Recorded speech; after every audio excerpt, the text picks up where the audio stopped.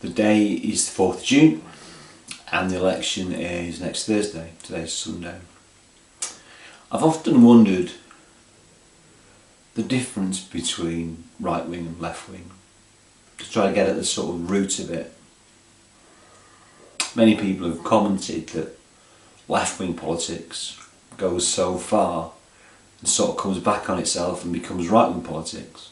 So there are very many similarities between, for example, a totalitarian communist state and a fascist totalitarian state, which I guess is kind of true. The way I like to look at it and get my head around it is that it's about the individual versus the group, and that right wing politics is about the individual and left wing politics is about the group. So the right wingers would say, well, it's up to you, it's down to your own ability, your own strength to get through life, and you have the right to make the best of your life as you can, and if anybody else gets hurt in the process, tough. Left wing would say it's about the group, and the group is more important than the individual, and so we can sacrifice individuals to benefit the group to make sure that the most people are looked after. And there are merits in both systems, and I would say that there has really been a complete right-wing system in that there were elements of groupness, say in Nazi Germany through the Gauls and the Zeller and so on, the groups within the groups. And there's a very strong sense of national community. They call it the Volksgemeinschaft. Similarly in America, which is quite a right-wing country, there's a very strong sense of community through churches that we don't seem to have so much, certainly in Britain. So to say that there's been completely right-wing is false. Similarly, there's not really been a group-orientated political system. There have been social systems in African tribes, for example, maybe sort of in the sort of South Asia or East Asia, where group is more important than the individual. What we have in Britain is somewhere in the middle. So we tend to have a very liberal middle ground government. Even when we've had Tories or Labour, they have tended to be of a liberal version of, so liberal socialism, liberal conservatism.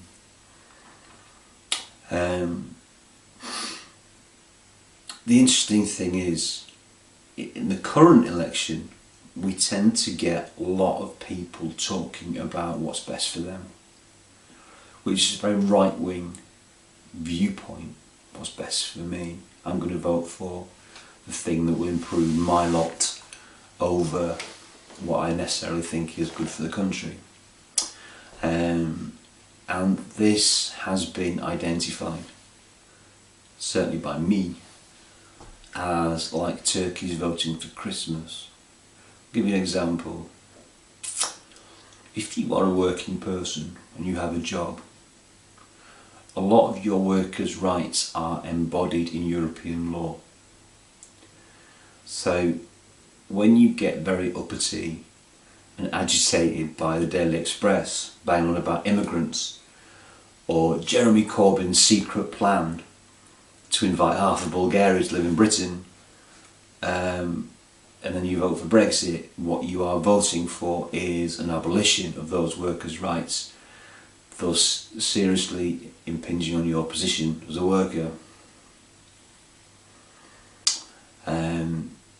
That is really an example of somebody thinking about their own position and kind of getting it wrong.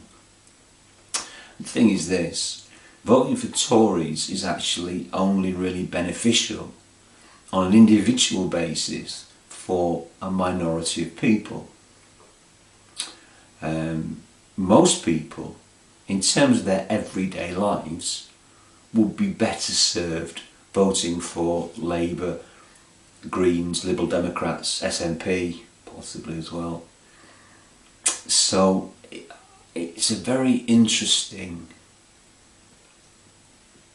phenomenon that we have so many people in this country who vote Conservative. There are so many turkeys who are voting for Christmas. You could say in America, we've already had the turkeys voting for Thanksgiving, and now we're simply repeating the trick, because whatever American does yesterday we do today. We shall see. But it strikes me as odd in a world where the safety net of social welfare will be destroyed by a Conservative Party. There are so many people willing to vote for it. People who do not have the wherewithal to pay for their own healthcare or social care, and certainly won't be able to afford the insurance premiums when that system is brought in, and that's how healthcare will be delivered.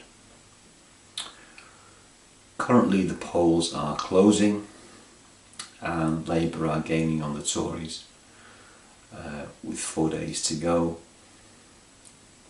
We shall see how that pans out.